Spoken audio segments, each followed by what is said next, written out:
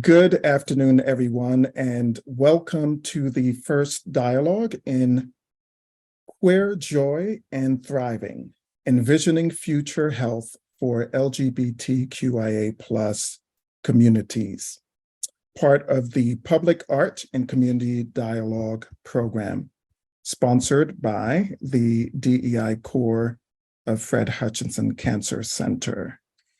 We will begin with our land acknowledgement, which I will read in your hearing.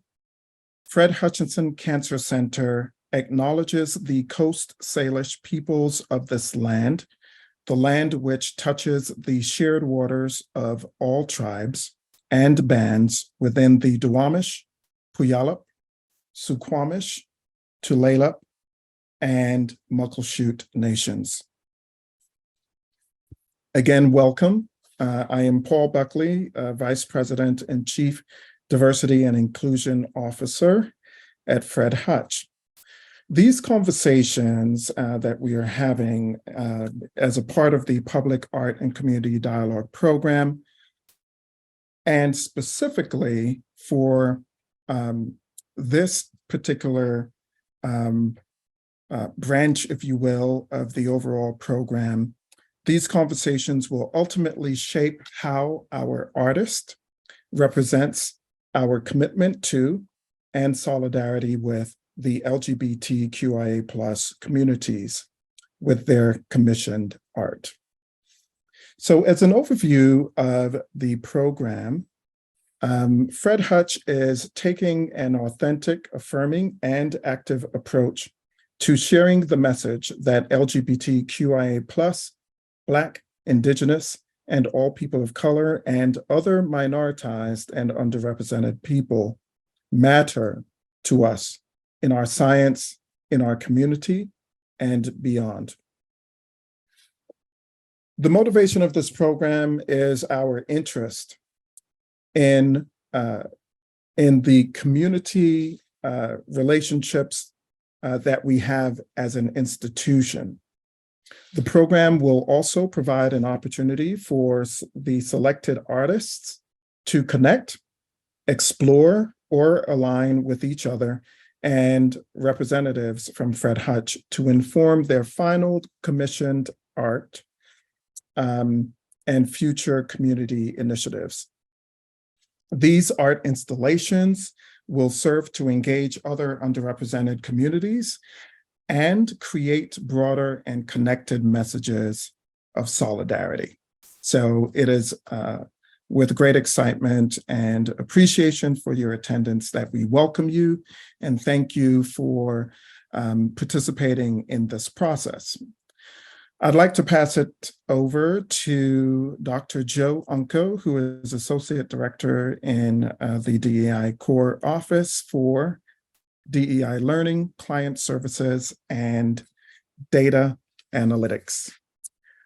They will talk about our dialogue this afternoon. Joe? Thank you so much, Paul. So as was highlighted, these dialogues are really an opportunity for employees and those in the broader Seattle community to be in dialogue about community solidarity and our pursuit of equity in our research in healthcare. So today, our dialogue will center around the lived experiences, reflections, and aspirations for holistic and sustained health for LGBTQIA plus people. So that is lesbian, bisexual, gay, transgender, queer, intersex, asexual, among many other, many additional diverse sexual and gender identities. I wanted to take a moment first to thank our artist selection committee members, Sarah Jo White, Sarah Norman, Antonio Lattimore, Natasha Kimbrough, Rob Bonsen, Tracy Drake, and Stefan Wallace for helping us guide this work. Our theme today, as we see on our screen up here, is Queer Joy and Thriving, Envisioning Future Health for LGBTQIA plus communities. LGBTQIA plus people have had long, complex histories in the US healthcare system. From mismanagement of the AIDS epidemic to barriers to accessing care, from pathologizing identities to abusive conversion therapy practices, LGBTQIA plus people have experienced a wide range of problematic and harmful practices in seeking routine and necessary care. However, this is only part of the story. Today, we will engage in dialogue around moving from surviving to thriving, and what we hope is the future for LGBTQIA plus health. We encourage any of our community members that are joining us today to send questions through the chat for our panelists as we engage in this discussion. Now I'll ask Dr. Buckley to introduce our artist. Happy to do so. Thank you, Joe. Today, I'm excited, very excited to be joined by our selected artist, Ari Campanella Dose. Ari, who uses they and she pronouns, is a queer, non-binary trans woman and mixed media artist based in the Duwamish land currently occupied by the city of Seattle. She draws great inspiration from the inherent complexities of the mundane and the events and materials that shape and color our everyday lives, and strives to use those observations as a means of keeping alive the hopes, dreams, fears, and passions of people in their community who have been forgotten, abandoned, abused, or otherwise have had their voices taken from them. In the face of constant fear, hate, and threats of extermination, Ari hopes to offer their art as a message to all in their community to know that you are heard, wanted, understood, and most importantly, loved. You can find more about Ari's work at Ari, ARIADNEA, camp.squarespace.com, and that will be in the chat, which which should be there now. You can see their examples of previous work, and you will get some understanding of why Ari is our selected artist. I am truly, truly, truly excited on behalf of Fred Hutch to have Ari join us on this public art and community dialogue journey. Thank you so much, Ari, for being with us, for saying yes, for submitting your work, and for those who participated in the art selection committee and interview process. I know you joined me in great appreciation with some goosebumps for some of the conversation we had with Ari. Was just incredibly awesome. So welcome, Ari. Hi, I'm happy to be here. Thank you. So Ari, can you talk briefly about your thoughts and approach to this program and your art, just so everyone can have some flavor of what you bring to us?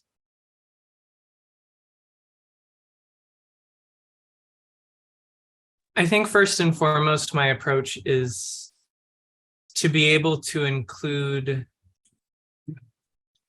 and I do this with all of my art, I really try my best to include the materials used in making the art as a practice in understanding the contexts of the people that we interact with on a day-to-day life, whether that's including matches that I use to burn a piece of paper, or donating my sewing machine to the art piece itself, as sort of a way of understanding this is what I use to create. This is how I go about my life. It's all very much a practice in compassion and understanding and empathy and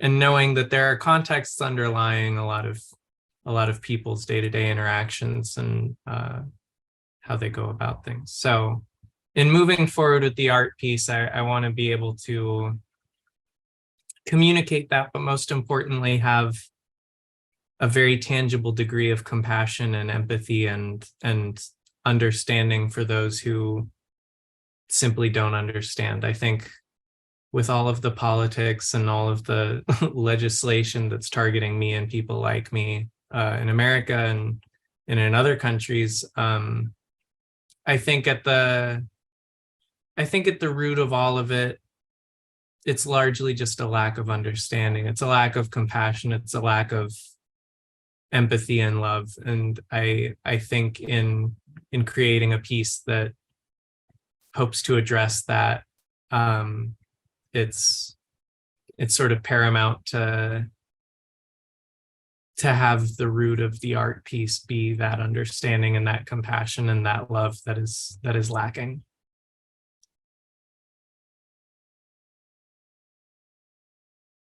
Thank you so much. Joe, some reflections? Yeah, thank you so much for sharing, Ari. It's I appreciate there's something about the way you talked about using everyday material that really resonated for me. I think as you described, right, we're hearing about legal policies changing across this country and sort of these different elements that feel almost abstract, right? People talking about gender ideology and trying to create this abstract theory around what is our everyday lived experiences. So when you share this idea of matches that you're burning, donating your sewing machine to the art piece, I got a real sense of this like visceral, tangible part that is my everyday life that is sometimes lost in the kind of political discourse we hear or the sort of abstracted ways that people talk about ideologies or these kind of theoretical things that impact my everyday life too, right? Ethical practices or, gender affirming care to me isn't just a theory and framework. It's a part that impacts me in a very visceral, physical, material sort of way. And so I'm very excited to see where you take that. And in our conversation today, really trying to bring home that space that is grounded in who we are in our physical selves and the physical ways we interact in our day-to-day world here. That's something I'm kind of hearing from you, and I'm pretty excited to see maybe where that takes us in our conversation as we ground into that today. At this time, I'm going to go ahead and introduce our fantastic panelists who are going to join Ari and I. Each panelist we have will bring their own perspective, their lived experience, and I'm really excited to dig a bit deeper into what that looks like for us here at Fred Hutch.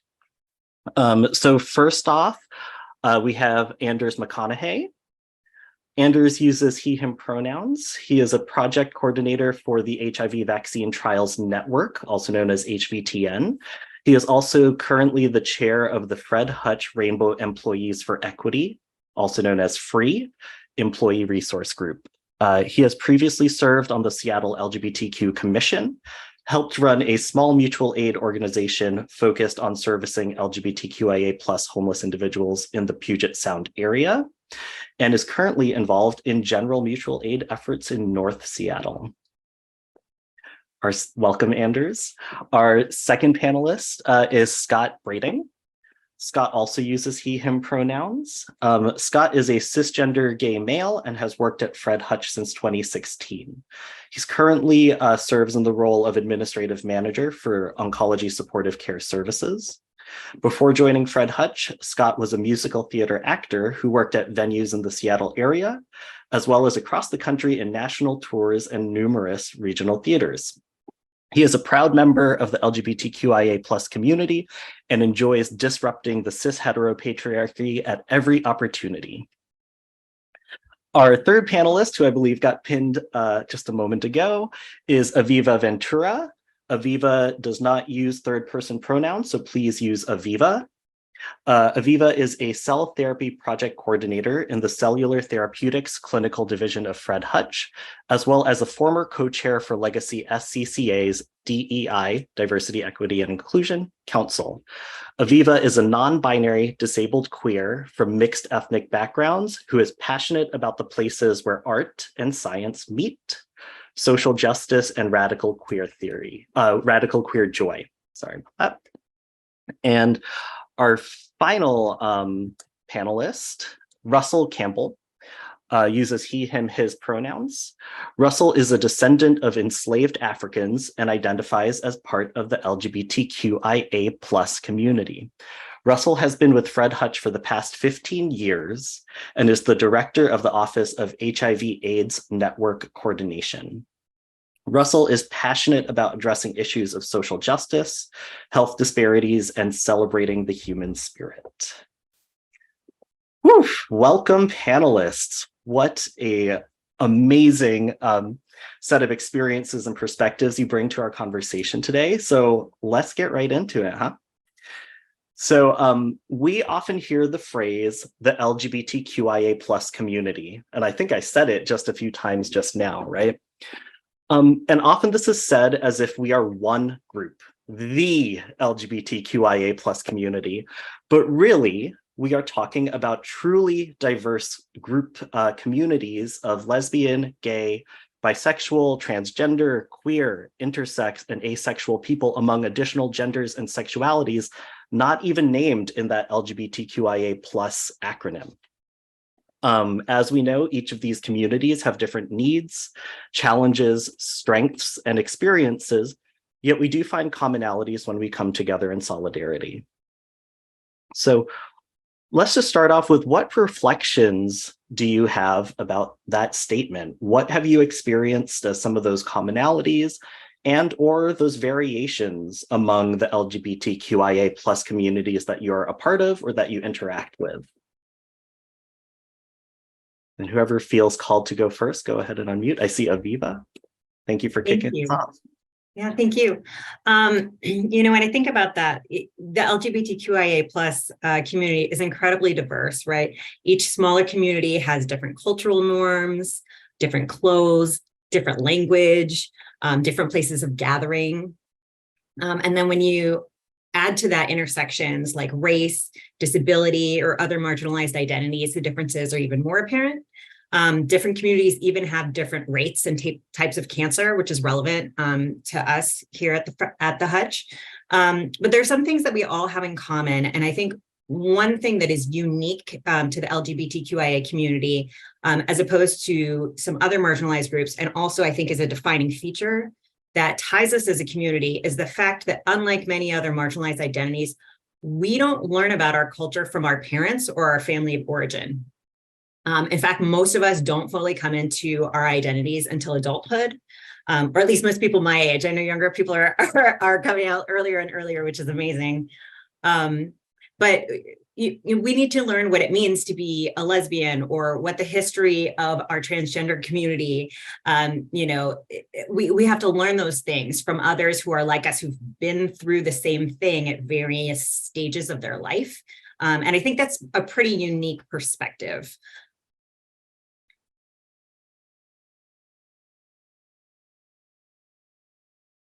And if I could, I would add to that. Thank you so much. You know, and oftentimes we have, growing up, have heard a lot, and oftentimes it's negative, the things that we've been subjected to about that history from other people.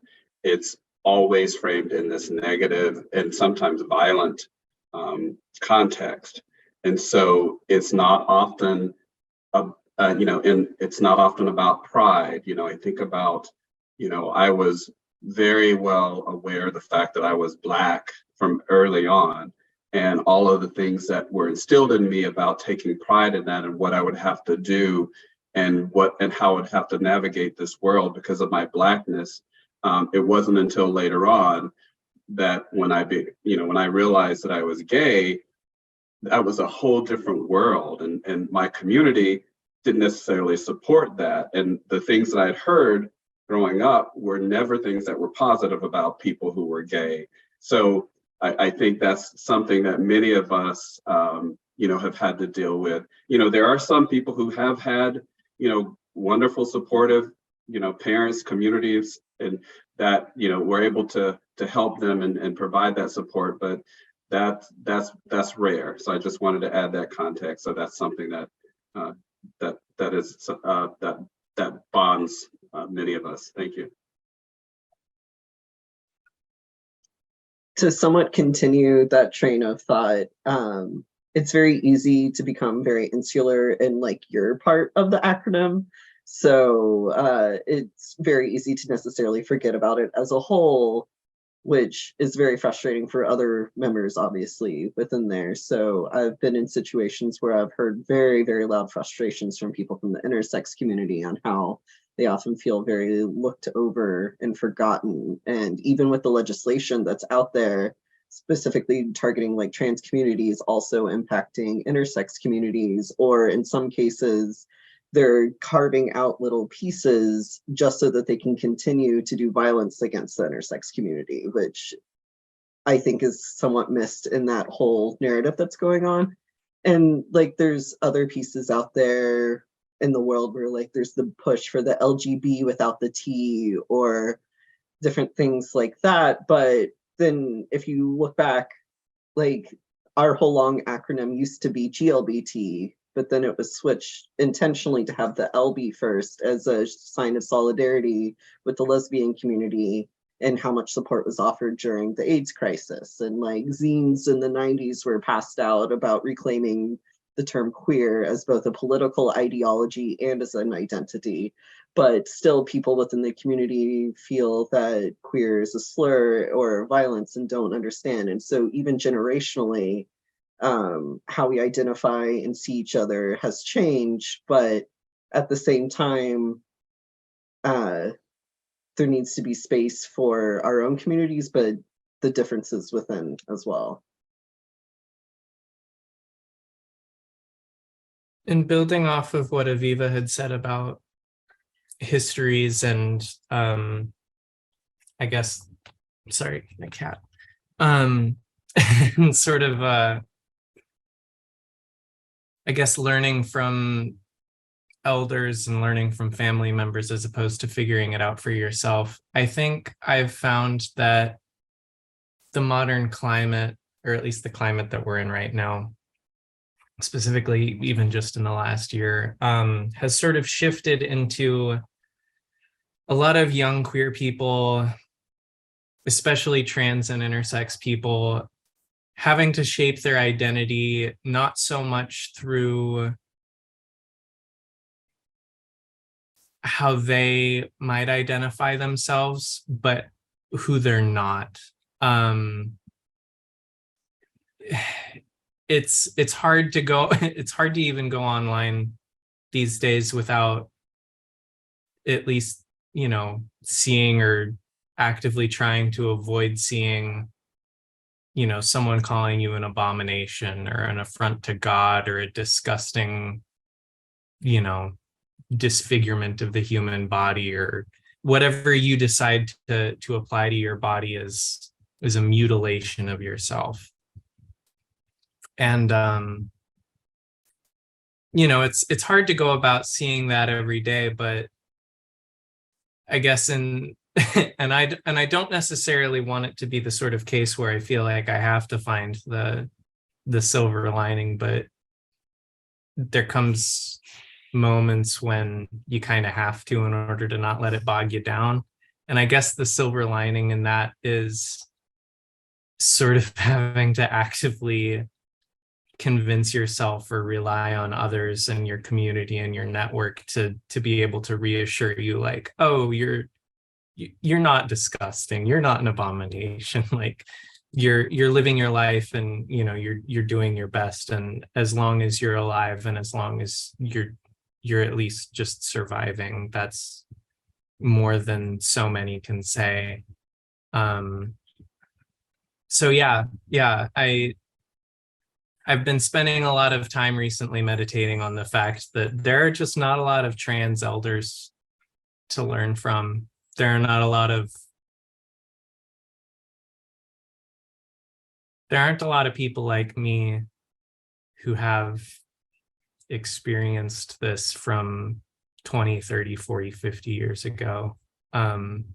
Whether that's from, Nazi Germany burning books on, queerness as the first initial act of destroying evidence of us existing, or just the fact that there aren't many of us around. And, it gets less and less every day, or more and more every day, if you want to be optimistic about it, half full, half empty. But yeah, it's definitely a community of building your own stories and relying on others and those closest to you to help you build and to help sort of build a communal braid of history within your networks. I'd love to just touch on what you just said, Ari, because it made me think about how, when we think of ourselves as a community, and specifically when you look on the non-binary and transgender side of our communities, one of the ways that we engage in community is through mutual aid. I think you brought this up, Anders, as well. Because unfortunately, the healthcare system has failed us in a lot of ways. It's so difficult for us to get gender affirming care, or even like competent care sometimes, that, a lot of the ways that the people that I know care for each other through their chosen family or others just in their local queer community is by donating time after somebody has, affirming surgery, helping each other get fed, taking care of each other, taking each other to scary doctor's appointments. So we have, support. I think that's one way that that we use community as a strength, right? All of those things that you're saying about the oppression are true and real. And so I think we look within ourselves for the resilience. Not saying that we should have to be resilient, like it would be great if we didn't have to. But it's there, and there's I don't want to call it trauma bonding, but there's something powerful that connects us through that experience as well. I think especially like in a society where you have ideas of a nuclear family and people tend to be so isolated, creating chosen family, creating communities and networks of care is a radical act. I love that so much. I do want to call in Scott to see if Scott could also chime in a little bit about kind of the first part of our umbrella, but I want to come back to digging deeper into how our community solidarity and strength kind of comes together. But I'd love for Scott to have a chance to touch point on that first piece of our conversation. Sure. So because there is so much diversity, as everyone else has mentioned, with all of our intersectional identities, I feel like there has been, I think one of the challenges is those of us with greater privilege have failed to speak up and speak out when we are afraid of calling attention to ourselves in a way that could jeopardize that status. So that's, I feel like that's something that is a challenge, but I think we have also seen, as Anders mentioned, we have seen moments where our communities, despite their differences, have come together, where, at the height of the HIV/AIDS epidemic, when lesbians stepped up and were caring for gay men who, sometimes have expressed casual or very pointed misogyny. That there's power in being able to to that care and that caretaking for each other. There's some real power in that. I want to jump off of Aviva and Ari's point really quickly about to somewhat discuss like it used to be part of the medical practice as a part of transitioning to be isolated. That was a requirement. Like you were told never to interact with other transgender people because then you might out each other or be like and somehow a risk. And so part of the whole process was if you could find a supportive doctor was once you started transitioning, you had to fit into a very narrow idea of what it was to be a man or a woman, and you had to disappear from wherever you were and address this on your own. And it was very looked down upon to find community in that space. And I think that's something that the trans community in general and non-binary community is still grappling with. And there's not that much of a shared history because in order to seek care, there was prescribed isolation. Yeah, so I think we've talked a lot about kind of the history of that isolation, and some things that I'm hearing that I'm kind of reflecting on as we're discussing here is particular for me is that kind of question about generations, right? Like where are our elders? Where are our youth? How do we have these intergenerational communities in particular, right? Because I think as I think Aviva kicked us off with, none of us tend to be born into this culture, right? We are born into families that are not part of our culture and our community here. So how do we find each other? How do we support each other? For those of you that don't know, I'm an occupational therapist. So I've been a clinician in the rehab space. And I've seen people want to talk about like, how do we support clients with binding and all of these things that I'm like, the internet is our best friend for that because our communities have been doing it. We don't need a cis healthcare provider to try and figure it out. We've been figuring it out and helping each other for our own generations. How do we build and connect with each other is really one of the questions that is more pertinent in my mind, right? How do we connect? How do we lean into the strengths of our communities together? So on that note, I do want to draw attention to a question we got in the chat. Thank you for your question, Hannah. She shares, thank you for that. I think it was in reference to our conversation. As a trans woman, I feel very alone in this journey and don't have anyone to learn from or even to talk to. What resources are there to find this level of community support you are discussing?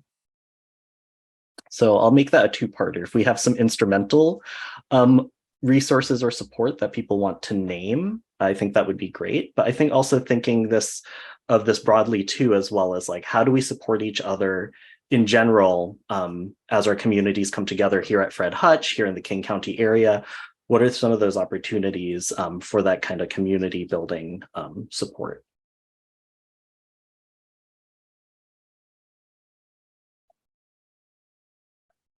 Well, I'll jump in and plug free at this time for specifically Fred Hutch related community support, which can be found through the DEI portion of CenterNet as the ERG. But if you're in the Seattle area, at least, we're very, very fortunate to have an abundant amount of resources for specifically the trans community.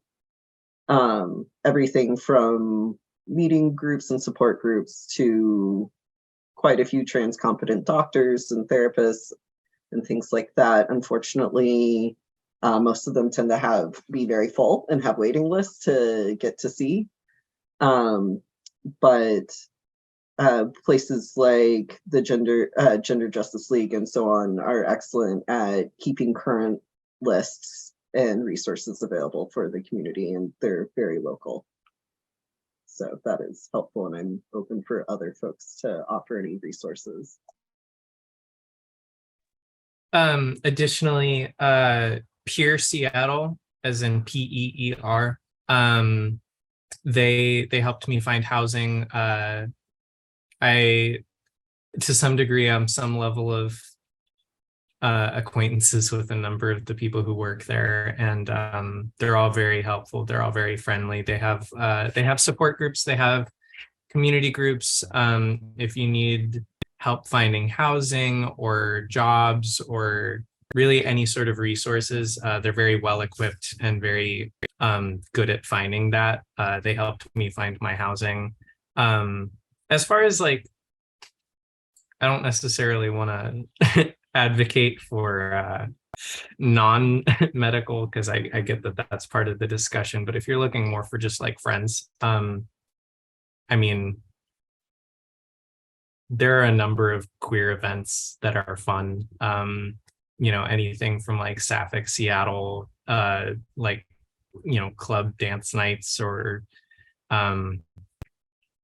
you know, I know that over at Cal Anderson there's like queer soccer, queer kickball, stuff like that. So yeah, Facebook events. You know, if you see an event on Instagram, and obviously, you know, be smart about it. It's the internet, you know, don't trust it if it's not reputable, but you know, there are fun events for queer people. We can have fun. I love that you bounced off that one, Ari, because I think, you know, we are in a medical environment, but that's not the only defining factor in our lives and what it looks like for us to thrive. So I'm going to kind of build off of this part of our conversation. We did put the free link in the chat, but for our panelists here, maybe to talk a little bit about Fred Hutch specifically. What is our relationship as Fred Hutch to LGBTQIA communities? What are we doing well? What are some of our opportunities? Are there some of these, I'll kind of borrow from Ari's language, right? Of like going beyond just the medical affirming care that we have, or opportunities around that. What are some of the other things that come to your mind when you think about our relationships, our community here? So I'd like to just say that I think making certain that as employees, that leadership, it always makes it clear that there's support for us. And I'll be specific about this. So when I think about what's happening in our country, depending on, you know, what state you're in, we see some of these bills and some of the laws that are being passed where, you know, trans gay folks are being targeted. I think about what's happening in Uganda with the parliament passing these bills criminalizing just, you know, folks for being who they are. And I think about, you know, specifically, you know, the Hutch has partnership with the Uganda Cancer Center. And I know that leadership doesn't always make statements about things, but you know, it's important to acknowledge that, you know, our freedoms and rights are connected. And so what's happening, whether it be in Florida, Uganda, those things impact all of us. And so my safety, the safety of my children, the safety of my spouse, the safety of my colleagues, those things are important to me. And so making sure that when we think about these things holistically, where does the Hutch stand? Making sure that there are protections in place to say, we stand by you, we are here for you. That's critical. And not just in terms of, you know, physical health, but our mental health. And, you know, statements are important, but also how do we support each other through these things when we are seeing this rise in this type of hate, this type of these moves to exterminate who we are. And so I want to put that out there because, you know, we do have this history of, you know, resilience and surviving, and that's important. And at the same time, these things do take a toll. And so what's in place for us to make sure that we are taken care of while there's this onslaught against us? And it does impact, as I said, our, you know, physical and mental well-being. Thank you.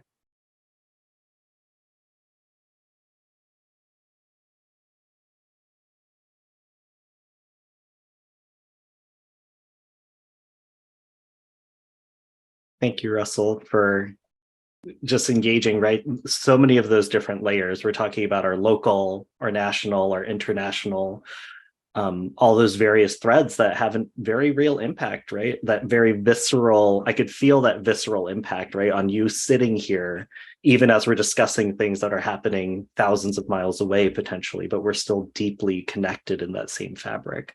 I think I saw Anders unmute, so I'll invite you to jump in. I just wanted to add to that those movements are also really very interconnected, and that the people that are helping draft the language for a lot of the anti-trans specifically legislation in the US are also the same folks that are bankrolling a lot of the things happening in Uganda. And so they're very, very closely intertwined. So it's not a coincidence or anything like that. It's quite literally the same effort. So when they're saying death penalty in one place, that's really concerning for a lot of folks in the US, because since these are funded from the same groups, there's a lot of fear that's ultimately where the goal is, which unfortunately our community is very adjacent to death always, like in media and in our history and things like that. And I think a lot of us are ready to be in a space of joy and growth, but it feels like that keeps being taken from us in a way.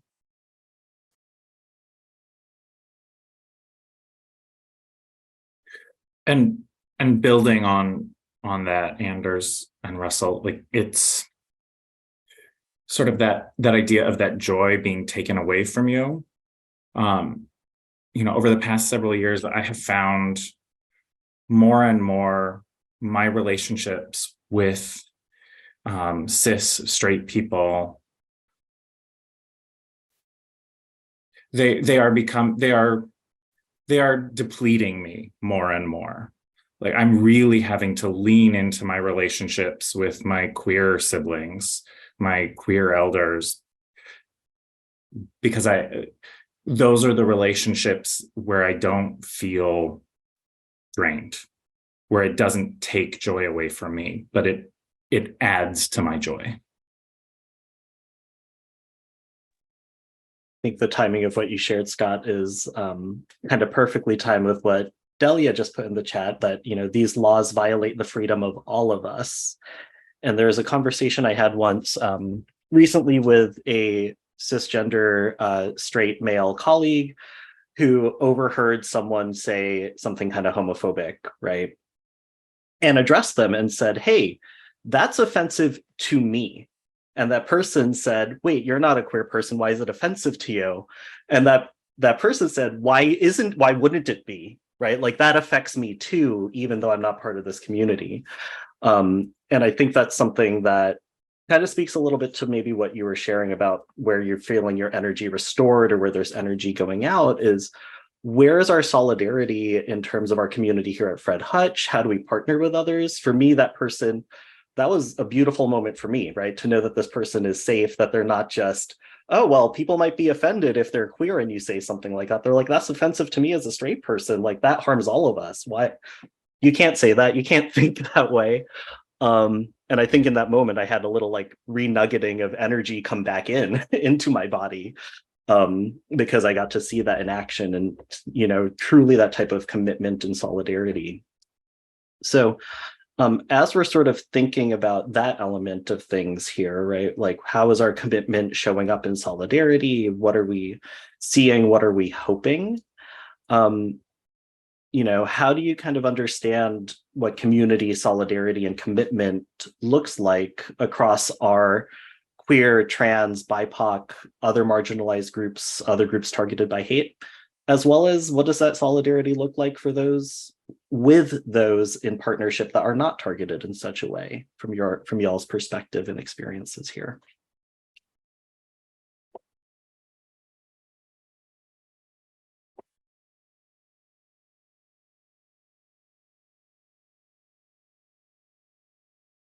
It's a big question, huh?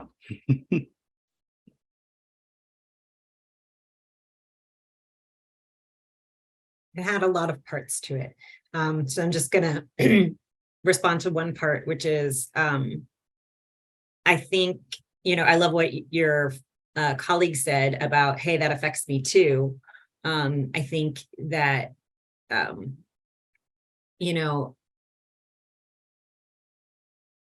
if we want more solidarity as a community from others, we have to do the same. We have to eliminate transphobia and racism and ableism in our community, so that we're raising everybody up and we're, supporting other communities.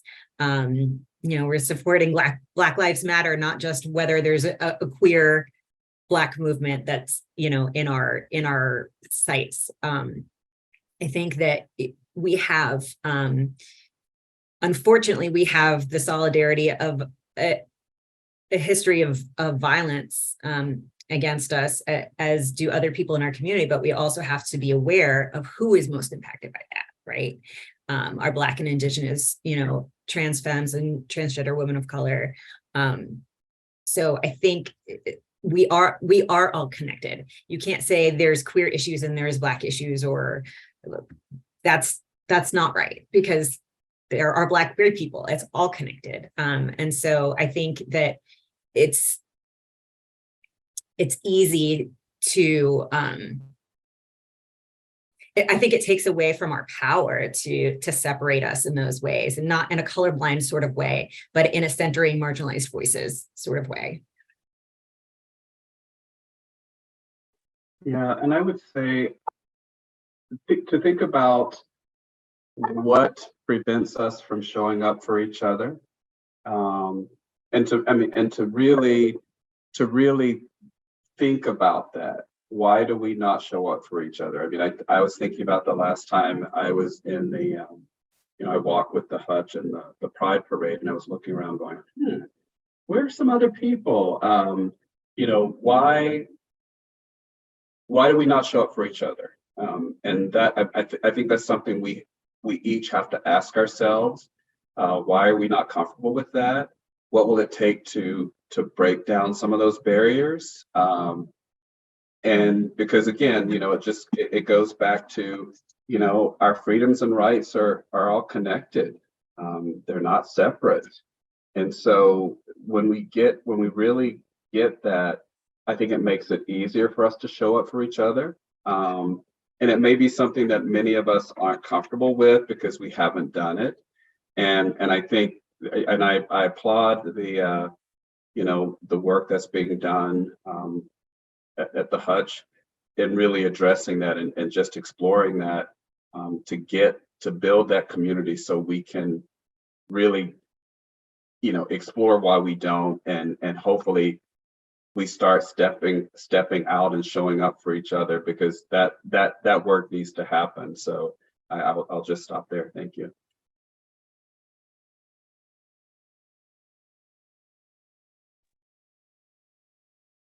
I think that's a really nice segue into, I'm going to share a brief quote from Barbara Giddings, who is a activist, was a LGBT activist. And Barbara said, "Equality means more than passing laws. The struggle is really won in the hearts and minds of the community where it really counts." So I do want to say, yes, of course, passing laws for protection are critically important, but it only gets us so far, right? We've been talking a lot about community and community support. So as we're kind of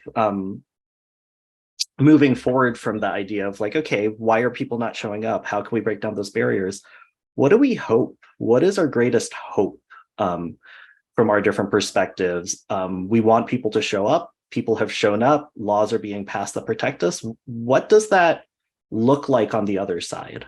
What do we envision for a thriving LGBTQIA plus community here? What would that look like? And then maybe we could think about some steps to get there, but I think we need to think first, right, of like, what is that state that we're actually aiming for, that we're working for, that we're asking people to join us in achieving? I hope for a future where resilience and joy are centered, and where our differences are accepted, and not despite of who we are, but because of who we are in all the different facets of everyone's identity. So it's not a space of oh, you might be trans, but I can accept you. It's that this is part of who you are, and it's not despite of this, it's because of all these different facets of what makes you you is valuable and worthy. That wasn't fully thought through, but hopefully somebody can jump off of that. First and foremost, I want to address that I think at the key of what thriving would look like, it's being able to see the age of 40. It's being able to see the age of even 30. You know, for some communities, for some states, even that, you know, the age number just keeps getting lower and lower. So what does thriving look like? Thriving looks like being able to stay alive. I mean, that's surviving, yeah, but being able to stay alive to a degree where if you want grandchildren, you can have grandchildren. If you want to stay around for, you know, iPhone 27, you'll be around for iPhone 27. Like, it's being able to get to a point where you don't have to worry about, like, how much time do I have left? How, you know, being able to get to a point where having to wonder how many years of your life you have left is not even a secondary thought or a tertiary thought. It's so far in the back of the mind that it only comes out when you end up staying up until 3 a.m. Like, you know, I want so much for the community to be able to get to a point where we can just plan for the future. We can actually make plans. I want to get to the point where a job offers us a retirement plan and we don't just go like, oh, okay, yeah, I'm going to be cashing that in 5 years. Like, like, yeah, that'll take me on a nice vacation. Yep. Where am I going? New York, like San Francisco, one of maybe 3 places that I feel safe being in. And in regards to grassroots and, you know, being able to eschew all the issues with legislation and get down to how other people treat us, I want to get to a point where, you know, I'm no longer worrying about legislations or if the Floridian government decides that I'm actually a person or not. But get to a point where I don't get weird looks from customers who come into my shop. I don't get people pointedly misgendering me as like a defiant act of like, I see you, I know you, I'm willingly choosing to hate you. Because it's a choice. It's a choice. And it's very present every time it happens. Every time someone makes that decision to be like, oh, I see that you're presenting in this way. I see that you're putting this effort in. Doesn't matter to me. That's a choice to not care. And I think when I think about queer joy in the future, I think a lot of it boils down to not having to worry about people not even just making that choice, but not even really thinking about making that choice.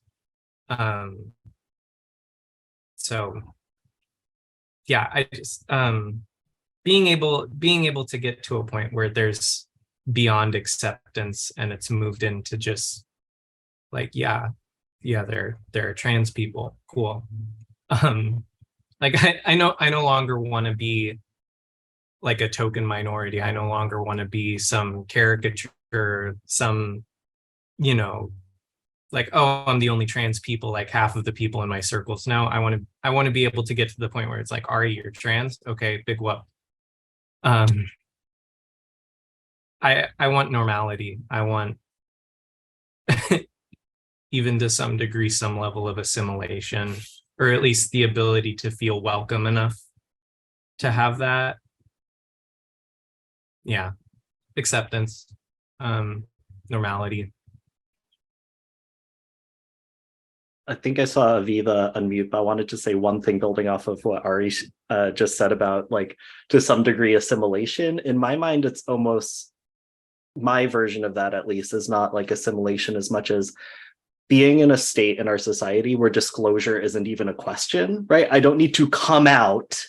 People just won't be surprised one way or the other, right? When I'm like, oh, I'm queer, they're like, yep, just like X number of people I already know, and that's cool. Or I don't need to feel like coming out is something additional or something that I have to constantly navigate or bring up and exemplify in a certain way. And to me, that's not quite assimilation as much as like just, I guess, acceptance, right? Representation to the degree that it's any variation like any other. Oh, you're redheaded. Oh, and you're queer. Okay. Like these are all things that are, you know, kind of just part of the normal human variety. But Aviva, please jump on it. Yeah, what I was going to say was similar, that less about assimilation and more about where we sort of remove the social construct around these things, so that, you know, we live in a world where people separate gender from body parts, from hairstyles, from inanimate objects. You know, so many ridiculous, these are girls' pants and these are boys' pants, and they're like the exact same pants. Things like that. You know, if we lived in a society where it's a given that orientation and gender are fluid, and that it's not, that where self-discovery is appreciated as a value for everyone. So, you know, we spend a lot of time thinking about this as queer folks in our community, how much time it took us to figure out who we are because we didn't have any examples, right? But what if everybody did that? What if my mom was reading How to Figure Out Your Gender by Meg John Barker, that I'm reading, you know, and she actually said she would read the book, which was awesome. Thanks, Mom.